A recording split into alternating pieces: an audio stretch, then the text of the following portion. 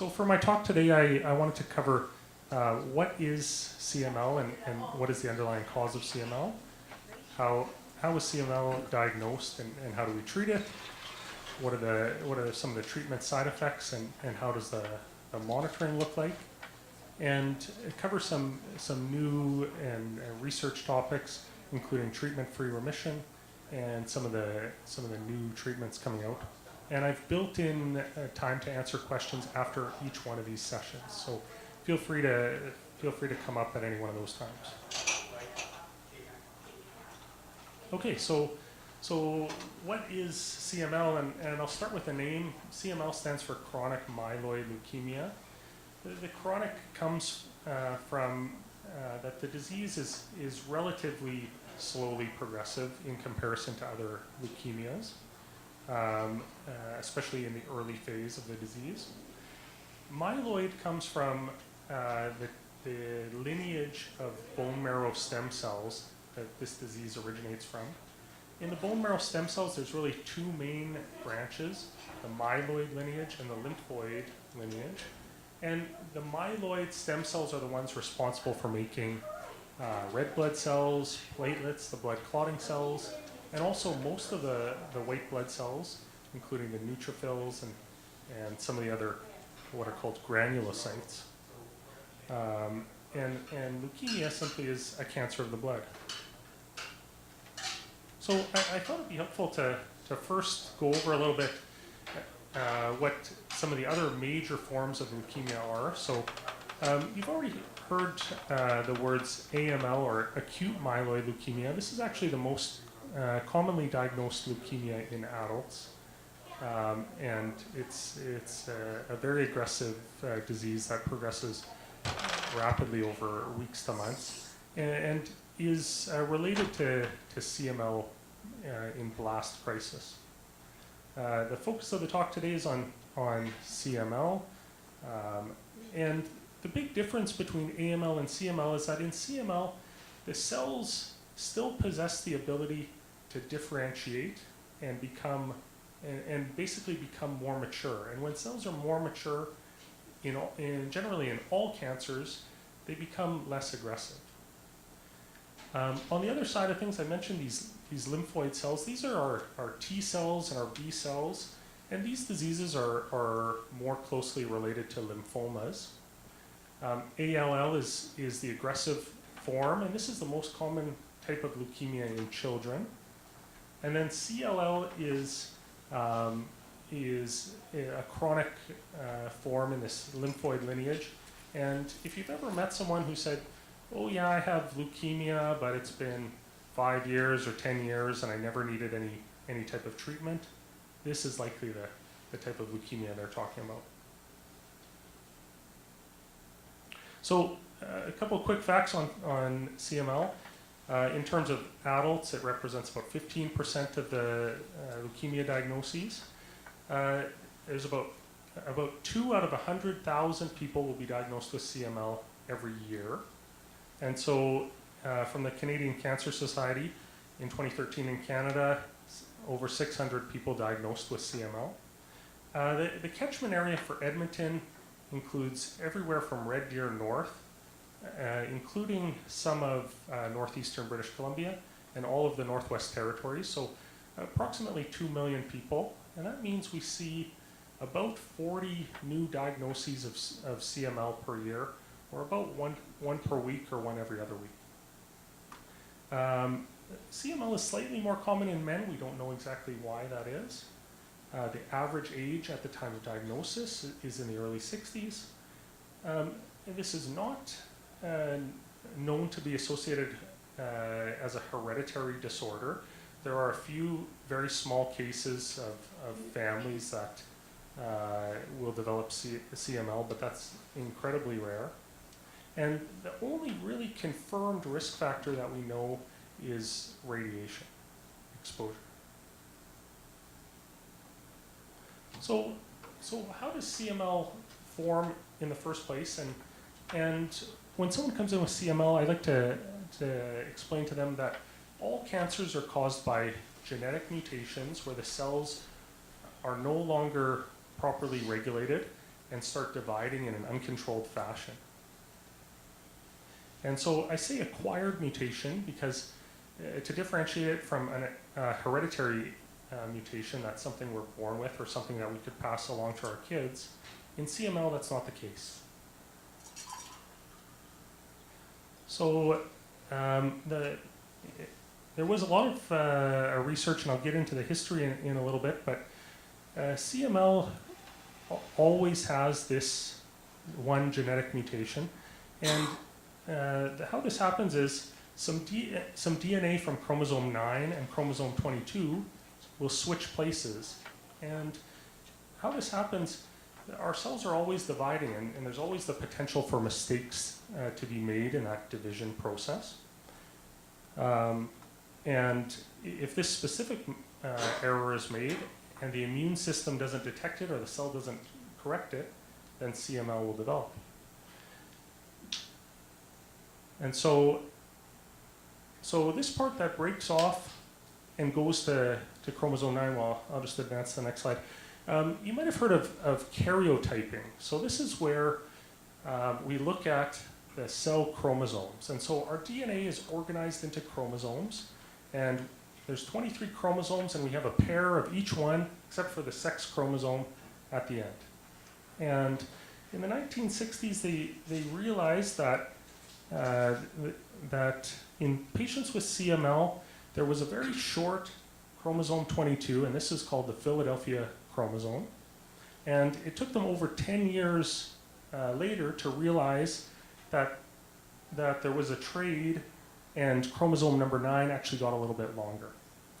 And what happens on chromosome 9 is not important, but what happens on chromosome 22 is really where the disease comes in. So you might have, if you've been diagnosed with CML, you might have heard about something called breakpoints before. And that is just, if we were to look at the microscopic level, right at the DNA level, where did the actual split happen? And it can happen in a couple of places. The ABL protein is the one on chromosome 9, and the split always happens between this region, between 1B and 2. And so that goes down here. On the BCR protein, the one that starts on chromosome 22, the split can happen in a couple of different places. Most commonly in this region, and you might have heard your doctor say, oh, your breakpoint is B2A2 or B3A2, and that's what happens in this region here. So now that the chromosome has broken apart and attached to the other chromosome on number 22, there's two genes that are placed directly beside each other. And so this is another type of testing called FISH testing, where we can actually label a specific part of the chromosome and look to see where it is in the cell. So in a normal cell, remember you have two copies, the ABL protein in red here and the BCR protein in green. This is the normal cell, so we should see two green and two red. In CML, that ABL has moved over to the BCR region, and they overlap, and they produce sort of a hybrid color like this. Now, just by chance, the way the pictures are taken, you could have a couple of overlapping cells. So we really need to see the large majority of these cells overlapping. So, what are these proteins, or what are these genes and the proteins that they make? What do they do normally? So the BCR protein, to be honest, we don't really know. It is likely involved in some signaling throughout the cells. The ABL protein, on the other hand, is a much more important protein. And what it is, it's called a tyrosine kinase. And you might have heard this term before, but tyrosine kinase is a protein inside the cells that takes a signal, such as maybe a growth factor. Say we're imagining a bone marrow stem cell. A growth factor will come in and be received on the surface of the cell. And then that signal from the growth factor has to make its way all the way down to the nucleus of the cell and cause some change in the regulation of the proteins. And so ABL is one of the proteins on that pathway.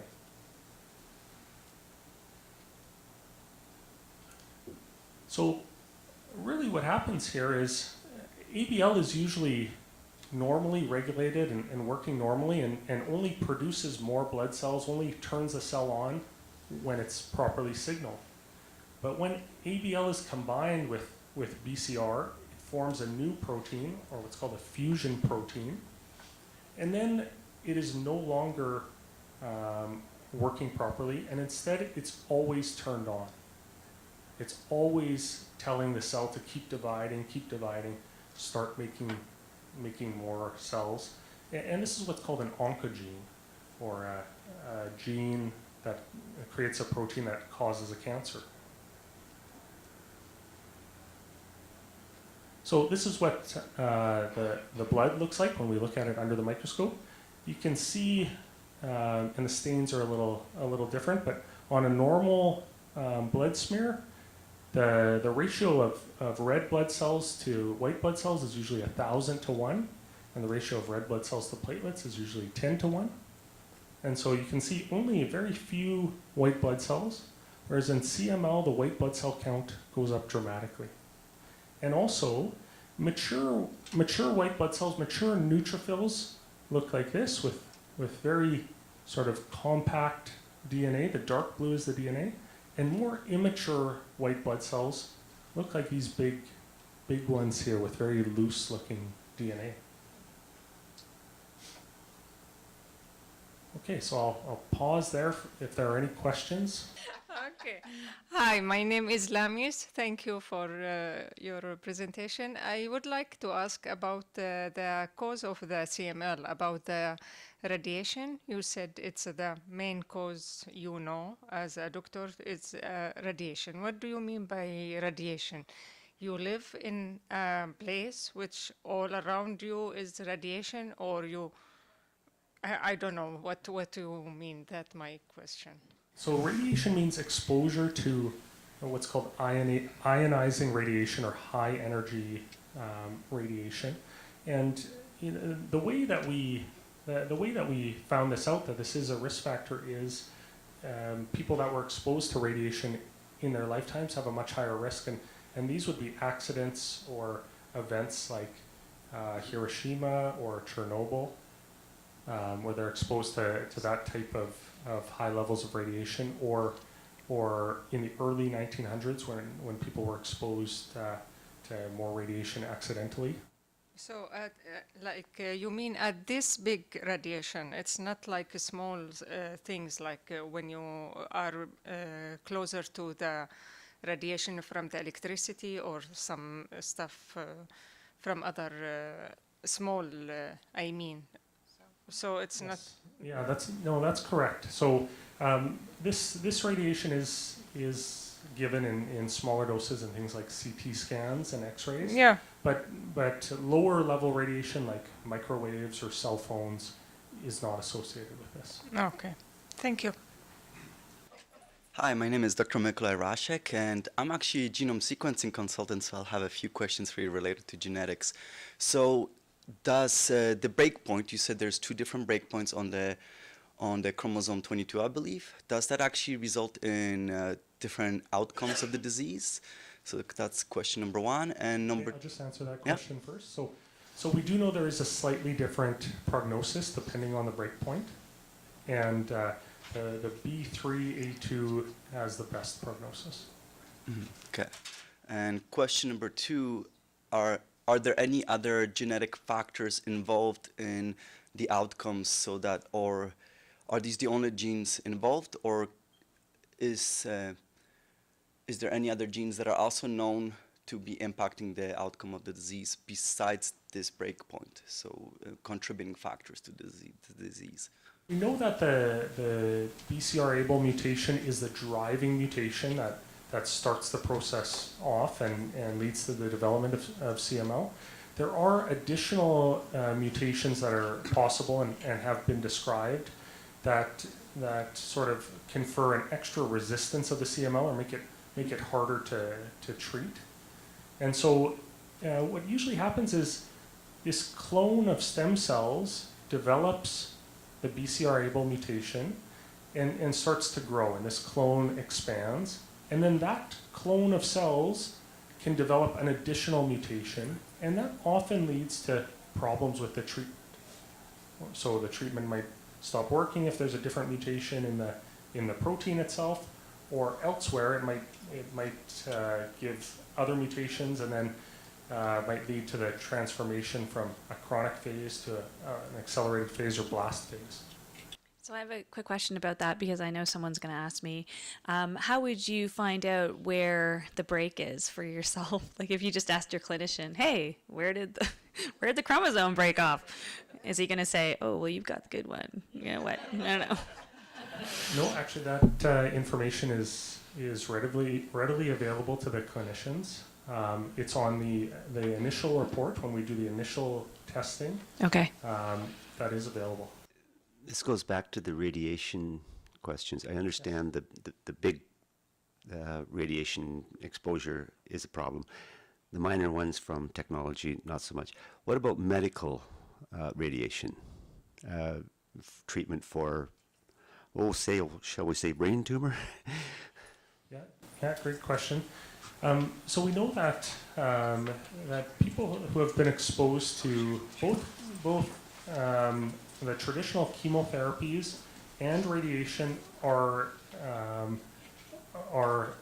a higher likelihood of developing what's called secondary malignancies or another cancer after getting that therapy, because there is additional damage to the DNA and might lead to the development of additional mutations. So yes, the radiation involved for treatments of tumors does increase the risk of CML, but it's not a for sure thing, or it's not a high enough risk that the benefit of that radiation does not outweigh the risk of getting CML. After the breakage, how long does it take for the disease to show itself and to get diagnosed? That's a great question, and the truth is we don't exactly know. We know that these breaks actually happen fairly commonly in people, and the immune system might just deal with it when it's at a 1 cell level or 10 cells, or however many cells. The immune system might recognize that and be able to deal with it at that stage. You might be wondering, what if the breakpoint happens in a totally different area? Well, then what usually happens is the protein that's made doesn't even work. It isn't always turned on, and then CML wouldn't develop in the first place. Thank you. Okay, so I'm just going to move on here to the next area. So how is CML diagnosed? And actually, one of the most common ways it's diagnosed nowadays is just on routine blood work. Access to blood work in Canada is becoming much more, is becoming a lot better, and people are often getting routine blood tests done, maybe a once-a-year blood test from the family doctor. And usually what we see is a family doctor will call me and say, I just did a blood test on this person for their annual physical, and the white blood cell count is a little high or really high. I think they might have leukemia, or what do you think is going on here? And I've seen CML diagnosed with a white blood cell count as low as in the low 20s, and as high as in the low 400s. And so when I say 20, that means 20 times 10 to the 9, so 20 billion cells per liter of blood, and 400 means 400 billion cells per liter of blood. And that's in up to 50% of people will be diagnosed just on blood work alone. The other half or majority of people come in with symptoms, and I've already heard some of these symptoms described today. So feeling fatigued, tired, low energy, weight loss, decrease in appetite, night sweats. These symptoms, fatigue, weight loss, night sweats, maybe unexplained fevers. These are symptoms that can be present in any cancer. The last thing with CML is people with CML often get an enlarged spleen, and the spleen sits on the left side of the abdomen, just above the stomach, and when it gets big enough, often presses on the stomach, and that's why it causes this feeling of early fullness. So the confirmatory testing that we usually do, so the main confirmatory test is to do a bone marrow biopsy, and here's what a bone marrow biopsy looks like under the microscope. So in CML, so these are areas of bone, and these are the blood cells being produced. And in CML, the bone marrow usually looks just packed full of blood cells being produced. And in the normal bone marrow, there's lots of spaces for fat and a good mixture of different types of cells. At the first visit, so we'll usually arrange for the bone marrow biopsy, do the genetic testing, and also get some baseline lab tests just to help us decide, what might be the best treatment option to go on. I was wondering, do you guys do mutation testing at that point? So we don't usually do mutation testing right up front. It's only done if we hit one of the warning signs after treatment's been started. Okay, so a big question that I get asked all the time is, what stage is my disease at diagnosis? And I have to tell people that blood cancers are categorized differently from solid tumors like breast cancer or lung cancer. It doesn't use the same staging system where, stage 4 might mean metastatic disease. CML is actually described in these phases. So chronic phase, this is where most patients will fall into. About 85% of patients will be in chronic phase. And actually, in untreated CML, there's a typical progression from chronic phase to a period of accelerated phase and blast crisis that typically happens over a period of 3 to 5 years. Now, your doctor will also be calculating a risk score, and this is based on the size of a person's spleen and their blood work at the initial diagnosis, and it just gives us an idea of how likely a person is to respond to the initial treatment or not, and how closely we have to follow that person. So now getting into the treatment of CML, I always like to go back and talk about the history of CML treatment a little bit, because this is really one of the big wins for medicine and medical research. I don't know if anybody's read this book, but the treatment of CML is actually described fairly well in this book, Emperor of All Maladies. So CML was described in a few cases as far back as the 1840s. The initial treatment for CML was actually arsenic, and people had found out that arsenic would lower blood cell counts. And in fact, arsenic is still the main treatment for one rare type of leukemia called APL. In the early 1900s, radiation therapy was developed, and radiation for CML was mostly directed at the spleen. And then towards the 1950s, the first traditional chemotherapies or alkylating agents came out, and the main one used in CML is busulfan.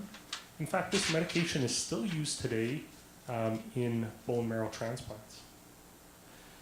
In 1960, we found the Philadelphia chromosome. Also in the 1960s, another medication that you may have heard of that basically slows down the production of DNA called hydroxyurea was found. It took over 10 years, as I said before, for them to discover that the missing piece of chromosome 22 actually went over to chromosome 9. Sorry, that should be 9 there. And then in the late 1970s, we did the first bone marrow or stem cell transplant for CML. And this was the first treatment that was really a curative treatment. In the 1980s, another older treatment, something called interferon, came out. This was an injection that stimulates the immune system, hoping to wake up your own immune system so that it can attack the CML itself. And then finally, in the 1980s, we found this BCR-ABL protein.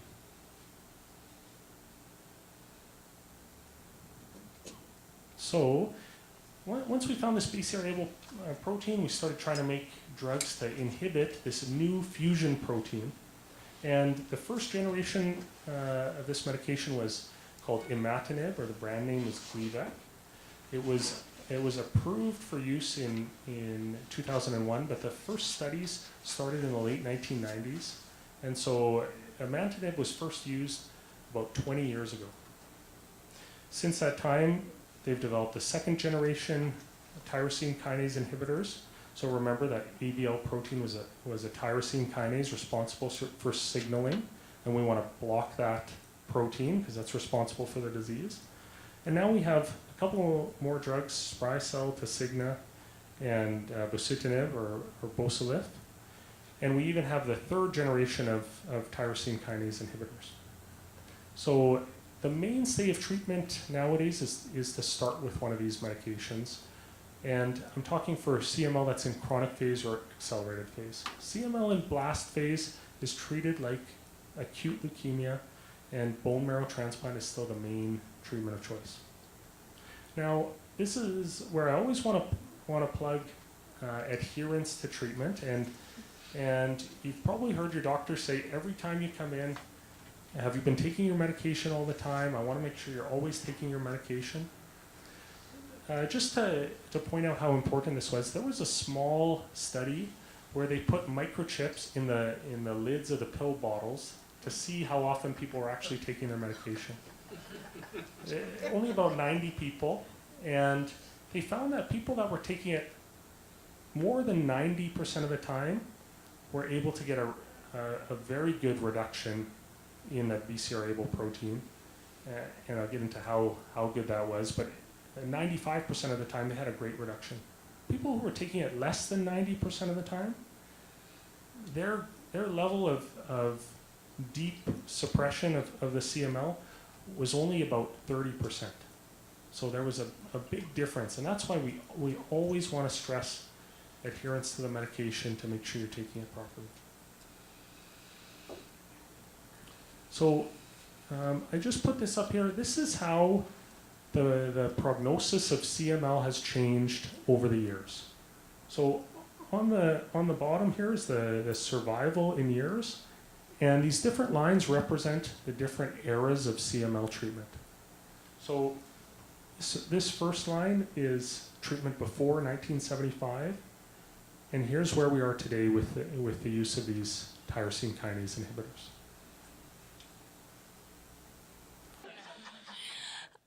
Some clinicians say that it's really important to take your medication at a certain time, like the same time every day. And so I've heard that span is within 2 hours always. Do you have some advice in terms of that piece of advice?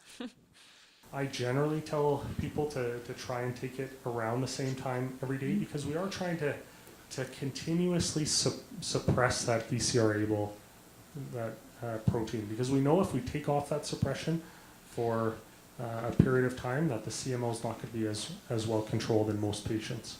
So I usually say plus or minus 2 hours, but if you're late and you forget it, then still take it that day, and then just the next day, move it 2 to 4 hours forward, and till you get back to the time where you usually take it. So that would be the optimal treatment, and I would say if you could remember to take it within plus or minus 2 hours, then that would be optimal.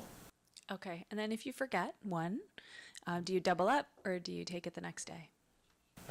Don't double up the medication, because that could lead to some increased side effects. Just go back to taking it the next day. Okay, and my last question has to do with therapy-free remission. Are you going to be covering that later? Yes, yeah, Okay. that's later. So I'll have a question regarding drugs. So if I'm not mistaken, I could be wrong, but I think imatinib is the first targeted therapy that came out on the market. Are the other drugs you mentioned are also targeted therapies then? And then what is the differentiating factor as to which therapy, targeted therapy, you guys would be choosing for a patient?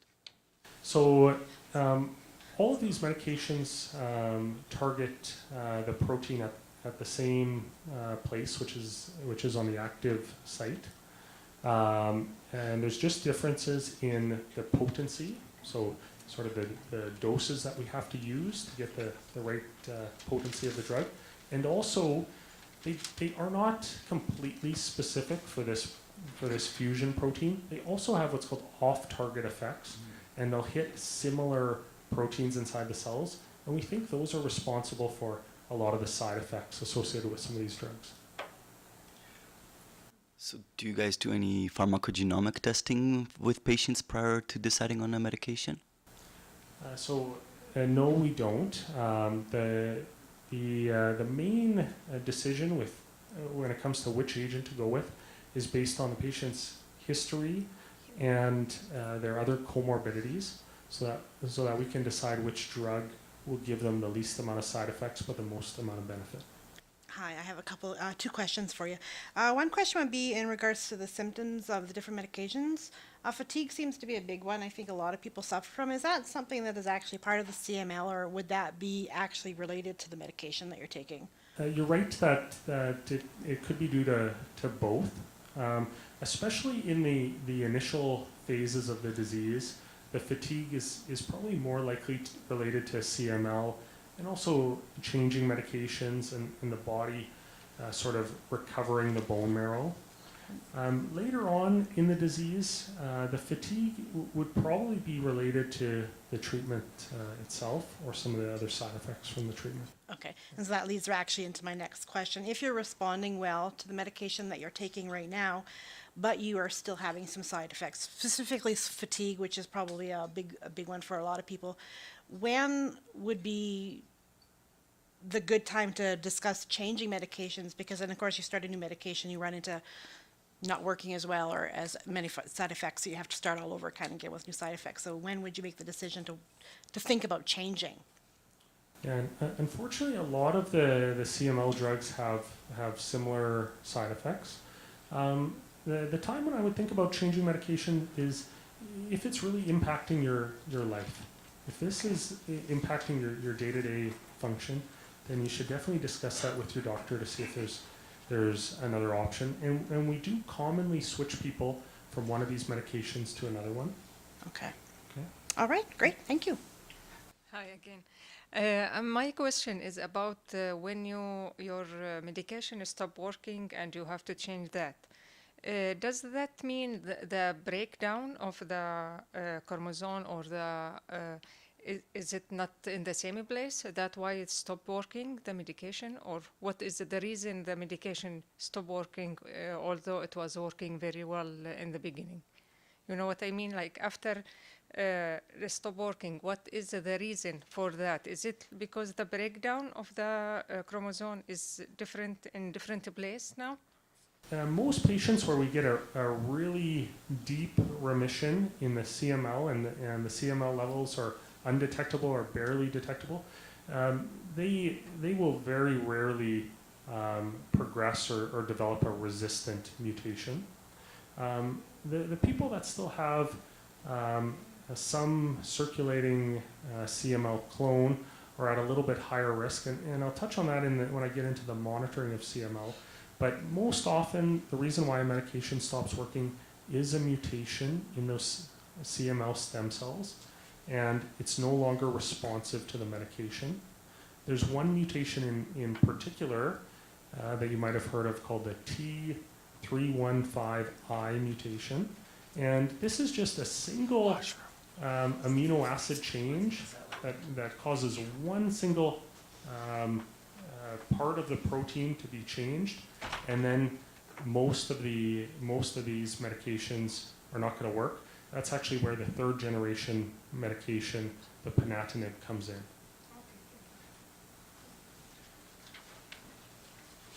Okay, so I'm going to keep moving on here. So I'm going to get into the side effects of the TKIs now. So So I said before that these medications share a number of side effects. And the common side effects that we see: rash, gastrointestinal side effects, so that's nausea, abdominal pain, diarrhea, muscle pains or muscle cramps, or even deeper bone pains, and then fluid retention. This is seen with all of the medications to varying degrees, really. In terms of how we treat this, so the rash is most often a red rash to the face or upper trunk. It can extend even a little bit further. Sometimes it's an acne-like rash. The first line of treatment is going to be topical steroids, like a hydrocortisone cream to that area. Sometimes antihistamines also help a little bit if it's a really sort of red allergic type rash. In terms of the GI symptoms, I'm always happy to prescribe either anti-diarrhea medication or anti-nausea medication to my patients. A lot of people will find that changes in their routine help them out with this a little bit, and sometimes changes to their diet. I've had one of my patients tell me he can't take any milk products anymore. It's like he's become lactose intolerant. Another patient told me she sets her alarm for 5 o'clock in the morning, takes the medication and goes back to sleep for 2 hours, wakes up and then is feeling okay. The side effects, the GI side effects usually happen in the first few hours after taking the medication. Sometimes for these side effects we consider changing medications or making adjustments in the dose of the medication depending on the response. In terms of muscle cramps and muscle pain, unfortunately we don't really have great treatments for this, and often makes us consider a switch in medication. Some people will try quinine pills, staying really well hydrated, some sort of light exercise therapy, making sure the electrolytes are in order. And then in terms of fluid retention, we can often use some water pills. There are some other side effects that I listed here on the bottom. These are side effects that a person won't necessarily feel and is really on their doctor to monitor. And that is basically the blood work. Low blood counts, changes in the liver, changes in the heart rhythm, and then the onset of some other medical conditions, diabetes and high cholesterol. Okay, so specific side effects: imatinib, most commonly associated with more fluid retention in the muscle cramps. Dasatinib, fluid on the lungs called a pleural effusion, also has a little bit higher risk of bleeding. Nilotinib or Tasigna, higher risk of getting diabetes. In the initial study, the risk of getting diabetes or high cholesterol was doubled compared to imatinib. And then some heart rhythm problems, heart disease or heart attacks.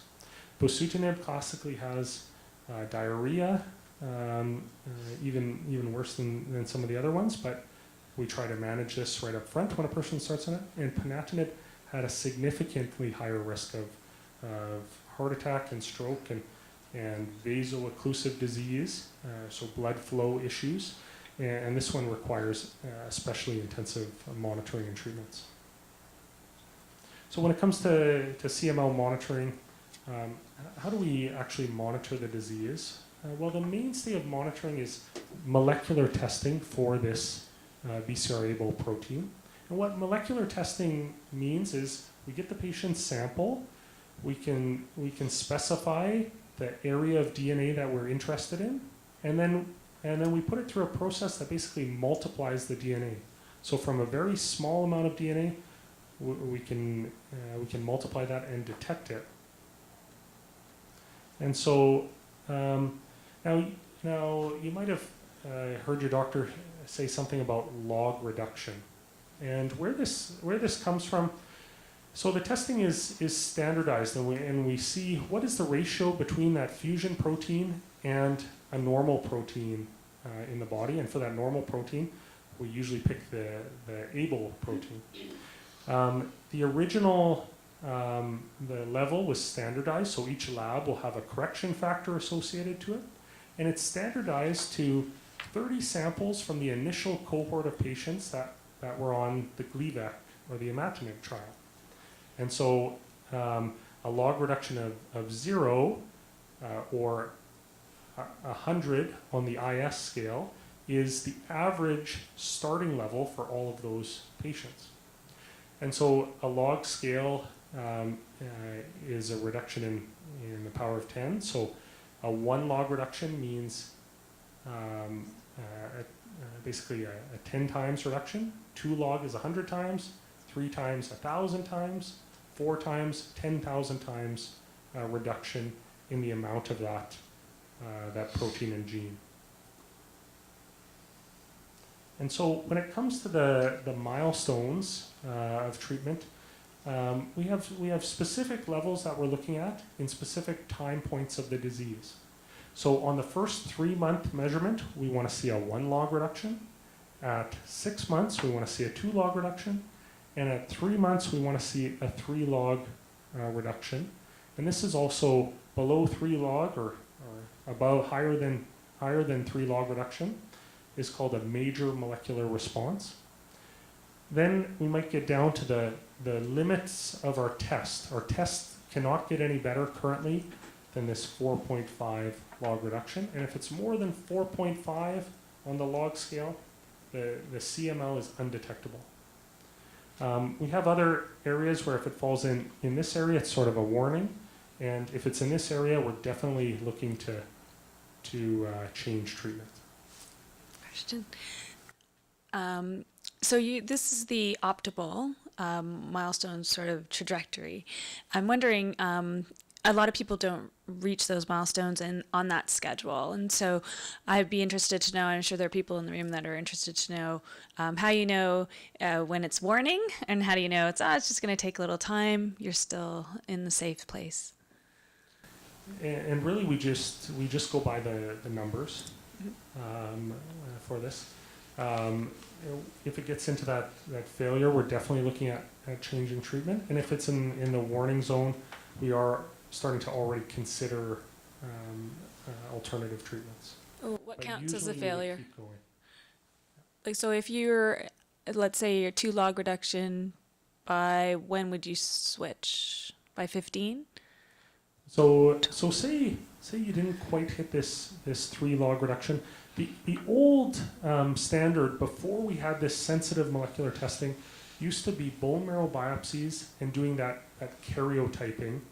And by doing that karyotyping, the furthest we could get down, our limit of detection at that time was that 2 log reduction. And we knew if you got below that, things looked pretty good. And so say it had been a year and the log reduction was at 2.5, that would not necessitate a change in treatment. Okay. But that would just mean we need to watch things closely still and make sure we're getting that test every 3 months. Okay, and so I'll get into why these milestones were created. So this is these are again these survival curves, and the first curve here is if you got to the 1 log reduction at the first 3-month check, and if people got there, they did very well. If they didn't get there on the first 3-month check to that 1 log reduction, you can see there was definitely a difference in survival of these patients. So that's why it became one of our goals. This one over here is at is the similar data. Now this is where that 3 log reduction comes from. So this is at testing at 18 months. And so at 18 months, this was not a 1 log reduction. This line was a 1 log reduction. This was getting 2 log reduction or more, and this was 3 log reduction or more. And so that's basically just from that survival and population data, that's how these targets were created. Can you explain the difference between log reduction and PCR? So PCR, it stands for polymerase chain reaction, and it is the test that is done to determine the log reduction. Okay. So, my question is there any currently validated clinical test for circulating tumor DNA to test for that fusion? And if not, do you know of any progress in that direction? So this test is actually done from blood, and this test for circulating, I believe it's an RNA-based test. Ah, okay, fantastic. Okay, in the interest of time, I'll keep moving on. So a popular topic these days and an area of research is in the area of treatment-free remission. So treatment-free remission means if a person has reached a level of undetectable disease, so greater than 4.5 log reduction, we also call it MR 4.5, so major molecular response 4.5, the treatment can actually be stopped, and the patient may remain in a remission. So this has actually been around for a while, and it's been 10 years since they did the first pilot study, and at that time 50% of people on that study remained in a remission after 18 months off treatment. Now we know with long-term treatment on our second generation medications, about 50% of people after 5 years on treatment will get to that undetectable disease stage. And even the modern studies looking at treatment-free remission are still showing that about 50% of them will be able to stay off the medication long-term. So here's a graph taken from this was just updated in the Health Canada approval of Tasigna or nilotinib just earlier this year. And you can see what happens when we take patients off the medication. So the monitoring at this stage is doing the levels, doing that PCR testing once a month. And you can see 50% of people eventually we detected their disease again on the testing. And so that means they lost a 3 log reduction, okay? Most of this happened within the first 6 months. In fact, at least 80% happens right away. There was a little tail that lasted sort of up to a year, but most people that were going to relapsed within about a year. All of these people are immediately put back on the medication, and virtually all of them stabilize the disease, and about 90% of them go back to undetectable disease. Okay, so this is sort of a thing that we can do that we know is fairly safe, and we're going to be able to restart the medication as soon as we see that it's not working. So when it comes to this in Edmonton, this has only come out sort of this year under Health Canada approval, and we're still only doing it on clinical trials. We aren't quite set up to do the testing at 1 month intervals at this point. So another thing that we've been seeing when we stop the medication is we're now seeing a new effect called TKI withdrawal medication. So people are getting actually symptoms once they stop the medication. So this occurs in about 20% of people. It's not related to relapse of the disease, and it presents with diffuse bony pains that often require painkillers to manage, but they generally improve over a couple of months. So I'll just shift gears a little bit and talk about some of the research going into CML. So we know that these drugs are extremely effective in controlling the disease and preventing the proliferation. Usually the blood counts go back down to normal within about 1 month on treatment with these medications. But we know that only 50% of people are going to get to that undetectable disease level, and only 50% of those people are going to be able to stay off the medication long term. So an active area of research is looking into, what can we add to these medications to make sure that the CML stays away forever or increase that level of response. And there's multiple drugs being investigated. And the good thing is that all of these drugs that I mentioned here are already available to treat other diseases. So there's ruxolitinib, which treats other proliferative bone marrow diseases. Pioglitazone is a diabetes medication. Hydroxychloroquine is a rheumatoid arthritis medication. And interferon was used already in the treatment of CML years and years ago. And so I just show you one piece of data here. The purple bars were people that were treated with nilotinib and interferon. And this just shows sort of the depth of response. And you can see the purple bars are always slightly higher than the blue bars were. So this is an area of active research. The last thing that I want to touch on was the development of even the next generation of these medications. And there's an interesting drug, and maybe you've been following CML research and you heard about this medication, ABL001. It now has a name, asciminib. And it works at a different site than the other medication. And how it works is it causes the protein to fold up on itself and no longer become active. So there's still a lot of active research going on into CML, looking for some new drugs that'll be even better and have even less side effects than the current medications that we have. Hi, just a couple questions. I know the trials are in early stages, so hopefully I don't put you on the spot with answering these questions. One of the ones question I wanted to know, if you go on a trial and you actually go off your medication, is there any documentation to show the resistance if you restart medication? Like, is your body going to resist any of that? So in the vast majority of cases, people are able to go right back on the medication and get right back to the response that they were at previously. Okay.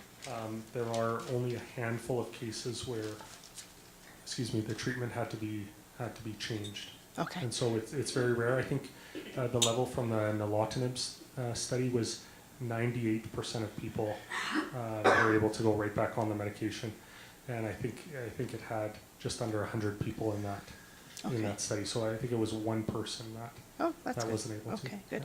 My next question is, with the clinical trials, I know, because of course that's a question I just ask my doctor every time I go in there. My understanding is that you basically have to be at MMR for about 2 years before they'd even kind of consider taking you off medications.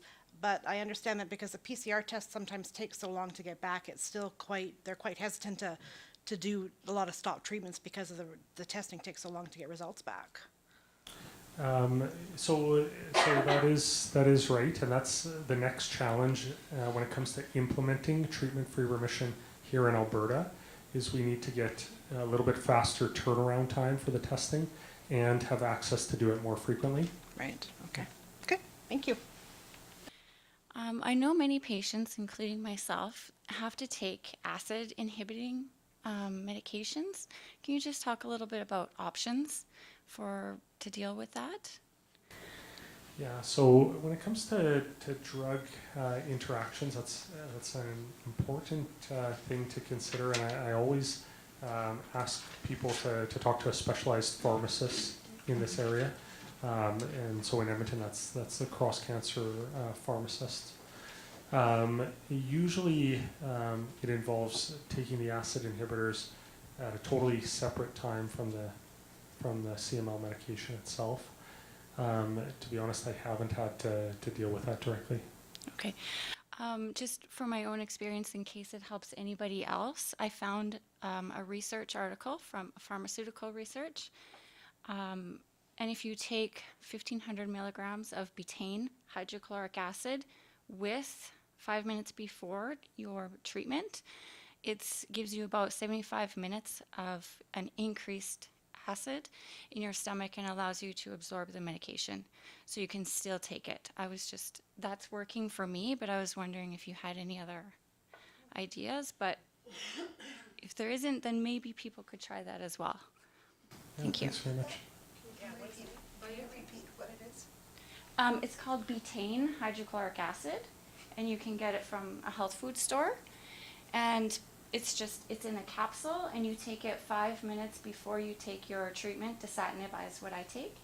and it gives you 75 minutes of an increased acidity in your stomach, and it allows you to have the same amount of acid as if you're not taking a proton pump inhibitor or Zantac. And then after 75 minutes, it just goes through your digestive system and you're good to go. So. Thank you very much.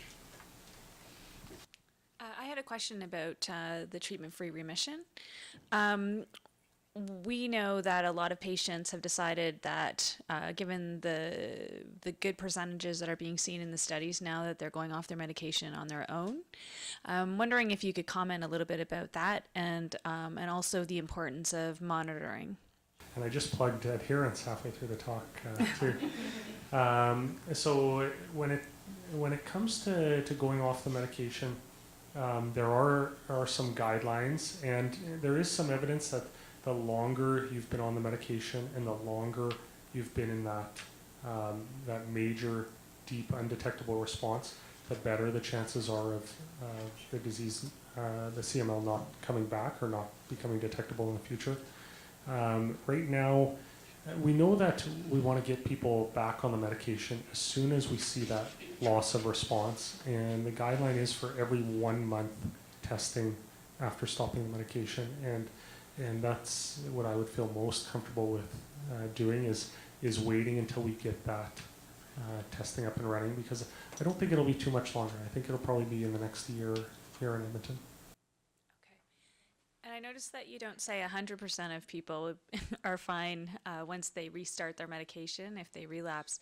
I know that that's a big question in the CML community as well. So we find,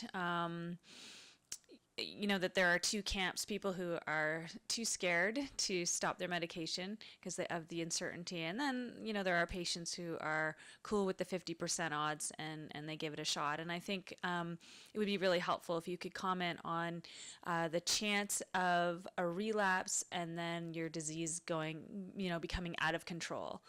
What are the odds of something like that happening? Can you comment on that? Yeah, so that is extremely rare. I think treatment-free remission, the thing to know is it's still in the early stages. We're still trying to fine-tune it, see what other medications we can add when we're ready to go with that. Maybe there's a medication that we can add for 3 months before someone attempts treatment-free remission, and it's gonna increase the response rates a little bit. So now when it comes to going into a blast crisis, I did say that there was that one patient that did not get back to the 3 log reduction, but they did not go into a blast crisis. Okay, so they still had control of their disease. It just wasn't as deep, and I'm not sure if they had to switch to a different medication or not at that point. Okay, thank you. So I have sort of a couple of questions. First of all was we were talking about radiation. What about the intensity of the sun? Because I've had a problem with that. So we are always exposed to a little bit of ionizing radiation, just living our lives. But the UV exposure is not at the level of this ionizing radiation. It has to get to the level of really X-rays to have that demonstrated effect. But anytime there is a cancer in the body and we're giving medication that might suppress the immune system, the risk of skin cancer goes up.